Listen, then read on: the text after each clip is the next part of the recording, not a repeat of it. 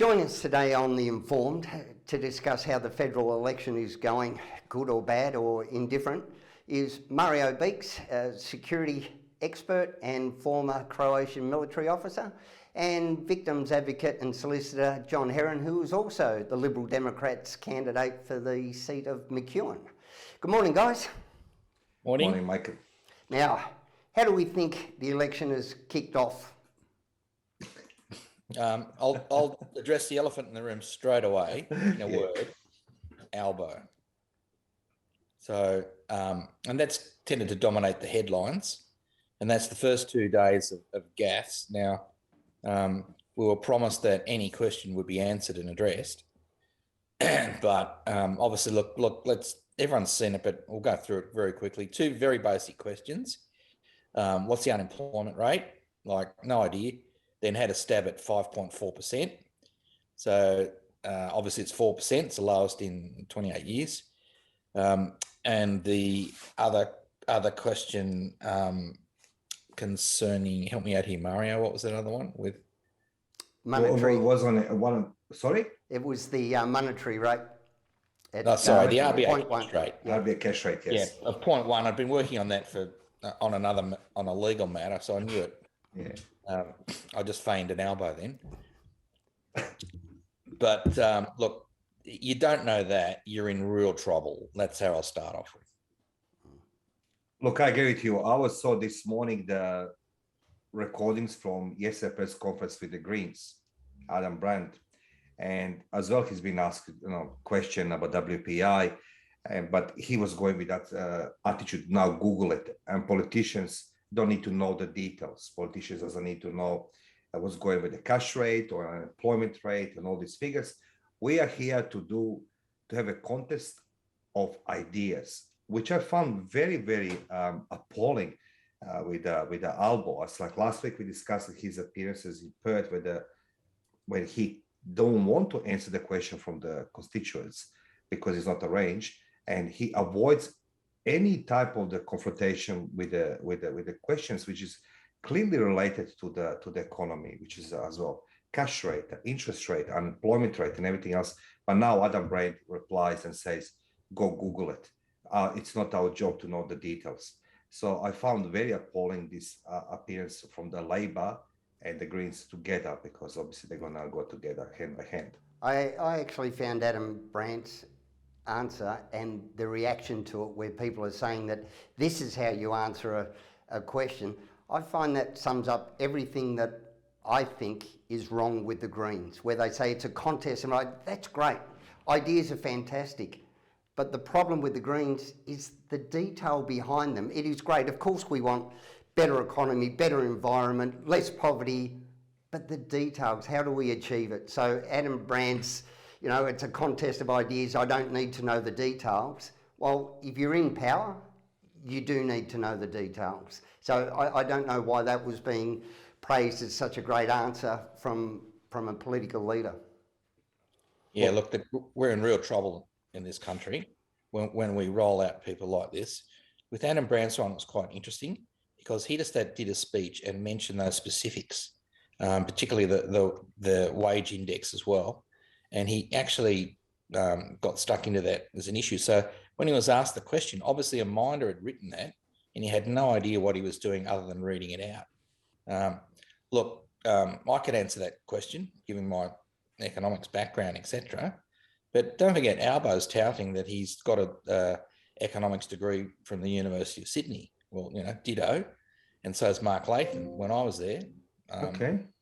So, so with that response, and is that meant to be a catch-all? And that degree anyway, if you remember that he put out to Josh Frydenberg a snippet of an essay, it was picked up that essay was copied out of a textbook from Albo. So there was a half page that was verbatim of a textbook. Now, as a lawyer, if I get caught doing that, I'd be disbarred, right?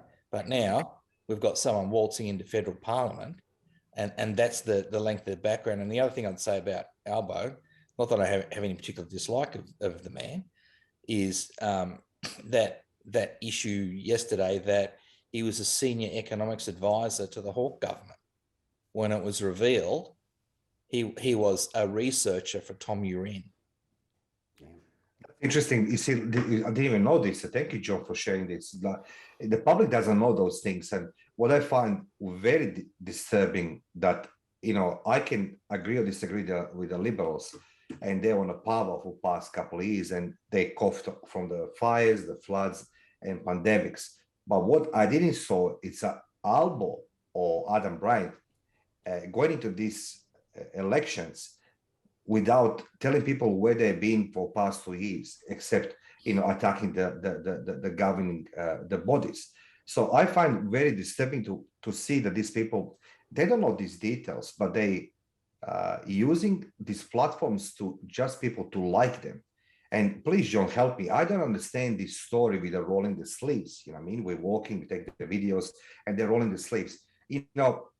Don't pretend you're a man from the people if you never work in your life, you know what I mean, and rolling the sleeves. So I don't know, this is maybe marketing, maybe something, but be honest and tell the people the world we're living is so fragile. You agree with me? It is so unpredictable. We don't know what's going to happen tomorrow, but yet we're going to have the Albo who's going to be prime minister of this country, or him trying, without knowing what's our cash rate, you know what I mean? And already seeing last 2 days in newspapers that the housing market it's crashing. It's literally crashing. And there's a big warning signs written on the wall, cash is the king. But yet you want to be prime minister without knowing basic details, which is reflecting our lifestyle. So that's my seeing so, and makes me very upset what I'm seeing so far on TV. Very upset. Yeah, those two politicians we've discussed. So they earn a package of about $350,000 a year. Given their length in Parliament, they'll earn that for the rest of their life. So Albo probably a bit more there. So Albo, as it's come out, as with the other side of that too, we've seen to disguise a wafer-thin resume, we get the story about I was a housing commission boy in a single parent family, etc., etc. So imagine if you're interviewing someone and you have a resume that's 4 lines long. It's got union organizer, ALP staffer, and I lived in a housing commission. Like, no one would employ you. But here we are, literally, Mario, as you said, we're waltzing with this individual, potentially going in as a prime minister. Just on that, we talked last week about the betting markets. Yes. Interestingly, after Albo's first 2 days, the odds of the coalition came right in. Okay. Into, shall we say, striking distance of a outside chance to a win from having no chance whatsoever.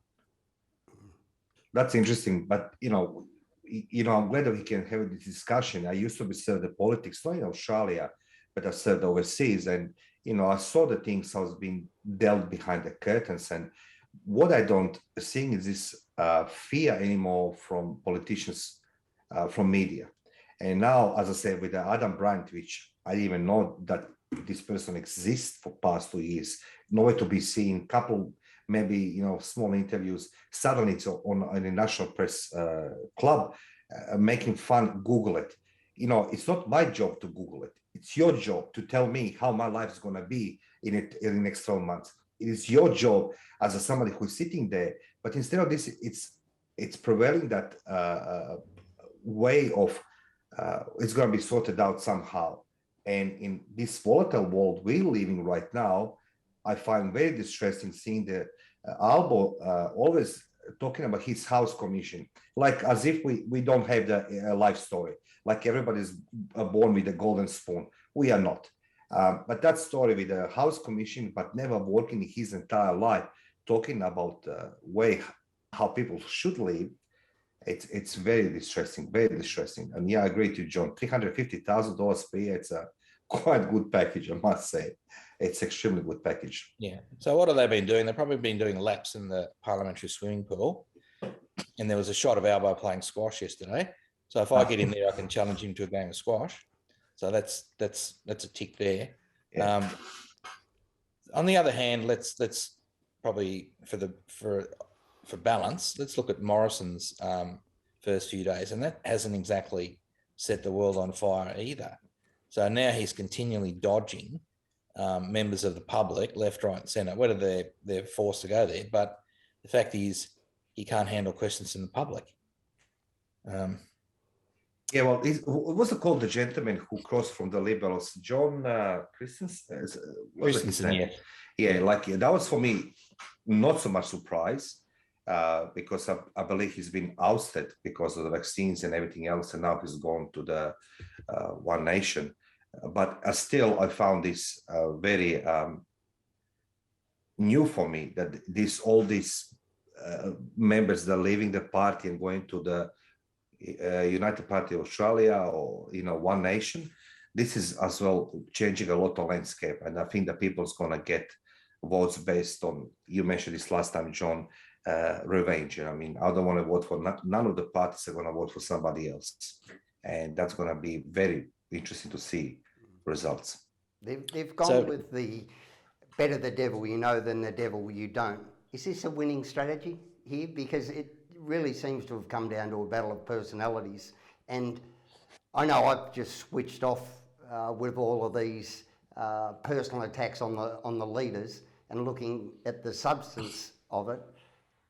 In a battle of who's going to win, Morrison or Albo, they're both fairly battle-scarred individuals so far. Will the party be able to come in behind it and talk substance now, or is it the die set? Is this what the rest of the campaign is going to be? Well, you picked up on the issue about the disinterest of the public. I could probably say that from trying to hand out pamphlets the other day, and a lot of people don't know the election's on, and as well, they're not really interested. They're tired of the politicians that we see. I just wanted to mention both of those political leaders. If you look at their schedule campaigning yesterday, Morrison stopped in about 8 places in Eastern Australia. Albo had 1 stop in Melbourne. And no Andrews. So that's not a friend. Yes, that too. And you can't take Andrews out with him. That's that's not uncommon for unpopular politicians like Andrews. But there you are, kicking off a campaign, and your minders have pulled you back, saying, "Ooh, we better not put you in front of the camera today." So that's now the strategy. So, but back to the public, definitely that interest is plummeted in the election, and they're dissatisfied. You can see it in the personal ratings with both of those leaders. And another thing I might say too, some seats will be interesting, and certain independents rising will play a major role in that. Look, I mentioned this last time, and I'm hearing this in public because every time when I go out, you go in a coffee shop, and I never understood politicians. It's good when you come out for election and you try to shake everybody's hand and, you try to be everybody's friend. But the question is, like, how many of them they're really sitting in a coffee shop or restaurant somewhere and listening what people really want. But yes, I have opportunity when I was walking from my office by the coffee. It was a lunchtime, and there is clear correlation between Albo and people thinking about Daniel Andrews, literally. That's the environment I'm in. And then when people talk about Labor, they talk about Daniel Andrews and the lockdowns. And I truly believe that's going to be one of the key points. People are going to see Albo as a representative for the state premiers of Labor and their lockdown methods. So that's what I'm hearing around. So Albo doesn't only carry Labor Party, but as well the state members and the premiers on his back. If we look at ABC's Vote Compass as well, I had a quick look this morning, and they talked about political integrity and honesty, and I think there was 49% said that it's a major problem, 27% said that it was a somewhat of a problem. There was only 11% said it's not a problem, and it divided along political lines. 90% of Labor voters said that it was a major problem. 60% of coalition voters still said it was a problem. How much is that going to play into it? How do they overcome that? Because it's pretty easy to point the finger at Morrison, who's been in government, and we've just seen the AAT appointments and a lot of the car park rorts. We've seen Berejiklian's downfall. How can they swing this around, do you think? Who's going to win that one? Yeah, look, I think that's a major problem for Morrison, but that skewing of data that you just went through is the failure to get an ICAC or IBAC up and running in Canberra. And I haven't heard any argument from the Morrison government why that's a bad idea. Why don't they put it in? So even if they had reasons, which they don't, it just makes it so suspicious with the public and tired of it.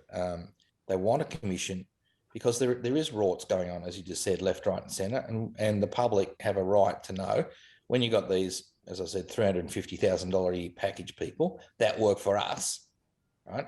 They need to demonstrate that there's nothing untoward going on, but the public don't believe that. This morning I read an article about Qantas because, as you know, I'm not sure how it's in Melbourne, but in Sydney, it is a true, it's like a chaos on the airport. It's a real chaos. People don't fly.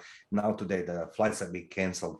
But Labor now, they stipulated how Qantas got $1.5 billion in the handouts, but they can't handle the airports. And I didn't even know that Qantas got $1.5 billion from government. This is as well, this is today new for me. I know they were getting JobKeeper, Job Seeker, but $1.5 billion. I mean, from where, from who? And you know, it's a lot of questions. John is right there. Now, the health, our health system's fallen over. The Labor's announcement of their super clinics idea that apparently is just a rehashed Rudd campaign promise. It never got delivered, never worked. The AMA has come out and released a report saying that it won't work. How don't these announcements come with proper consultation and get the major stakeholders on board first? Yeah, it's a rehash of what you call Medicare Gold under Rudd, and it was, to want a better term, laughable, and it's not practical. The AMA is right that's it. But then, now the other side of the coin there is that each election around health, we get the smoke and mirrors of let's say fooling the public over who's responsible for health.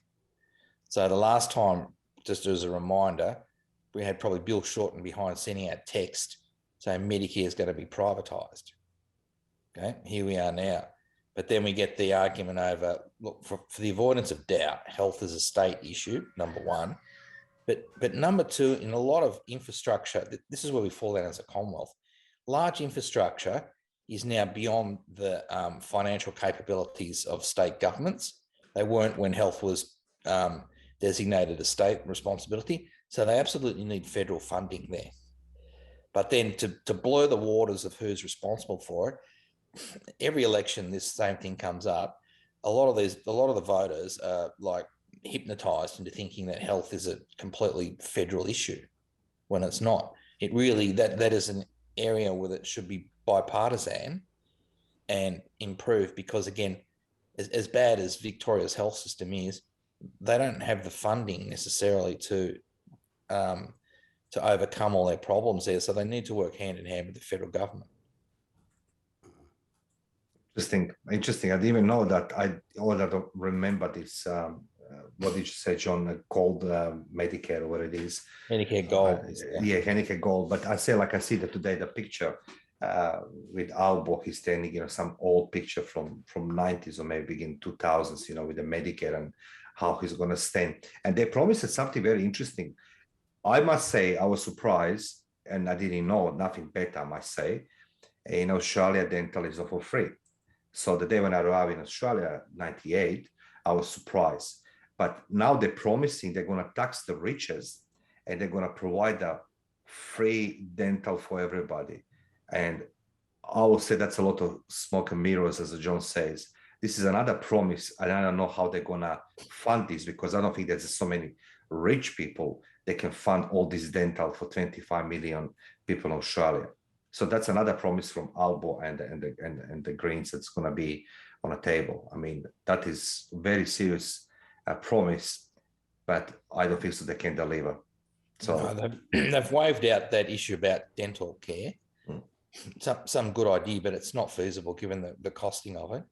Yeah. Another thing the Greens announced in Health yesterday was that he's going to make transitioning transgender surgery on Medicare.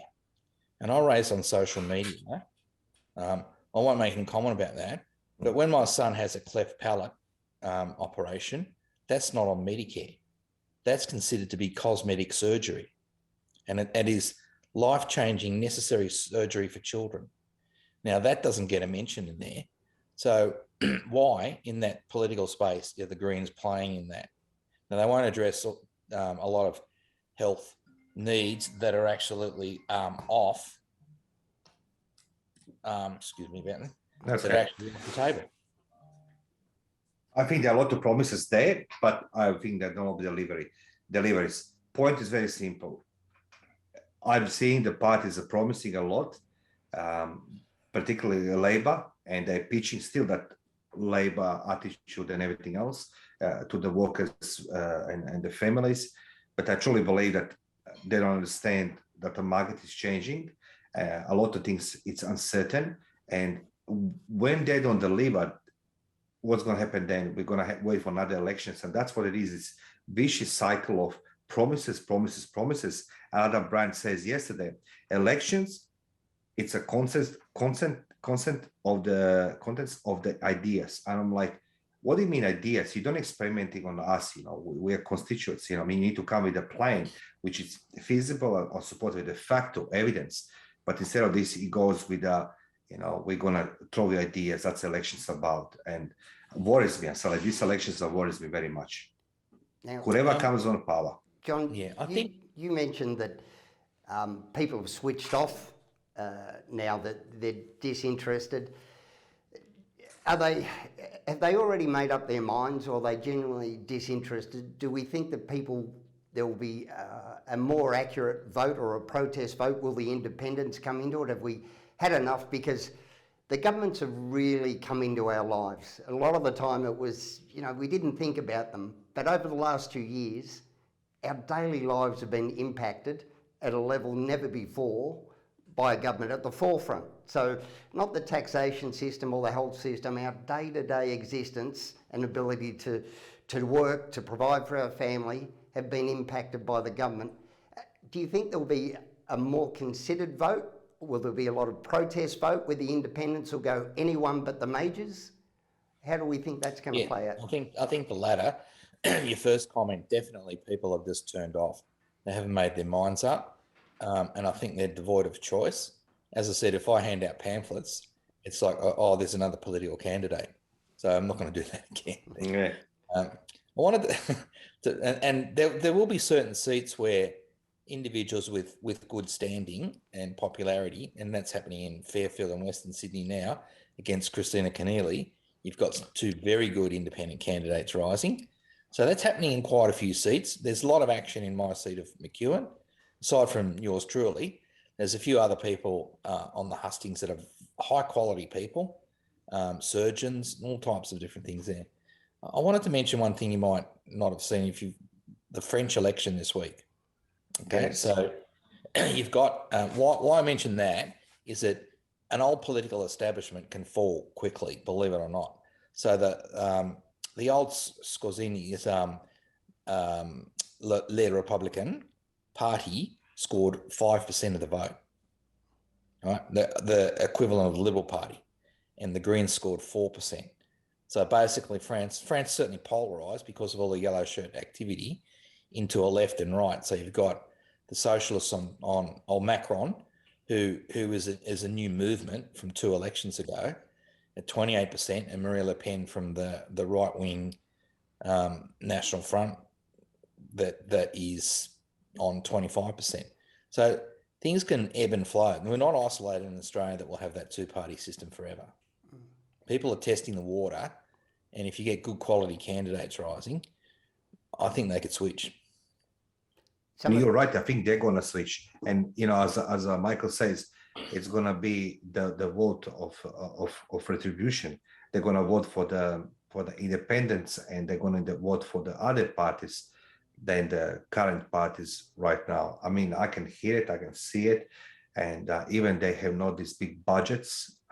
Independents, they're making quite big impact because they talking what they're hearing, what they're living, and what they surrounded with. While the two big major parties, I think that is engaged for what the people really need. As per you're saying, John, French elections, I think that's going to test the future of entire process of democracy, even and despite all hard attacks on Maria Le Pen, and I think she's getting very good traction and she's getting good support. So we're going to see now. It's a next round. It's this weekend, I think, or following weekend. This Following weekend, yes. weekend. So following weekend. Apologies, yes, following weekend. And seeing what's happening now with Austria and Germany, they're falling apart with Ukraine. I think that right wing, it's actually going to start moving, more bigger, become more dominant in Europe, and that's going to reflect us as well here. No question asked. Now, what's happened here is that the parties have moved. Where you've got in those countries you mentioned, you've got a big left and right split, but in Yes. Australia, both parties have moved to the centre. So a lot of the voters voiced the opinion that there's not a lot of necessarily differentiation between the parties. So that's when people ask themselves, if I vote for one party or the other, will my life be any radically different? Yeah. And this is always generally a Labor thing. If they can persuade people that the sky won't crash down on them and life will go pretty much as normal, then they'll give them a shot. If they think it's going to upend completely, then they won't. We saw that. Look, with I have Sean. another. Yeah, sorry, Michael. I have another view on all this. Other day, my son is diabetic now. Before he has epilepsy, and long story short, it's a lot of medications he's taking past felt that he needs. And as a parent, makes me upset, However, I need to go in the chemist, and when I walk in the chemist the other day, it looks to me more like a 7-Eleven rather than just a chemist, because the shelves being filled with the toys. Like literally 1/3 of the large chemist store has been filled with the toys and the cleaning chemicals and everything else. So when I ask lady, what is that saying to me? And she says to me, I can't tell you, but stock it up with the insulin. And I'm like, nobody of politicians doesn't talk about potential logistical issues with the food. And I can see this is happening, but nobody addressing this. Nobody addressing how expensive things become. Instead of this, they're throwing these big ideas about free dental, about Medicare on super clinics and everything else. But when you walk in a local supermarket, as I did to get the insulin for my son, I was frightened a little bit, first with the prices, and then that actually there's not enough items in chemists. And that's for me, nobody addressing. So I'm worrying that politicians don't see really true picture what's happening outside. Yeah. All right, guys, we're going to have to leave it there. 5 weeks to go. I'm sure we'll talk about it again. At the moment, it's hard to tell who's winning and who's losing, but it really seems like Labor now have pulled their head in and they're trying not to lose it, whereas the Libs are still desperately trying to win. It's like a team trying to protect their lead rather than playing to win. Whether that works, it doesn't seem to in sport, but we'll be back to talk it again. Mario, John, thanks so much for your time. Thank you, Michael. Thank you.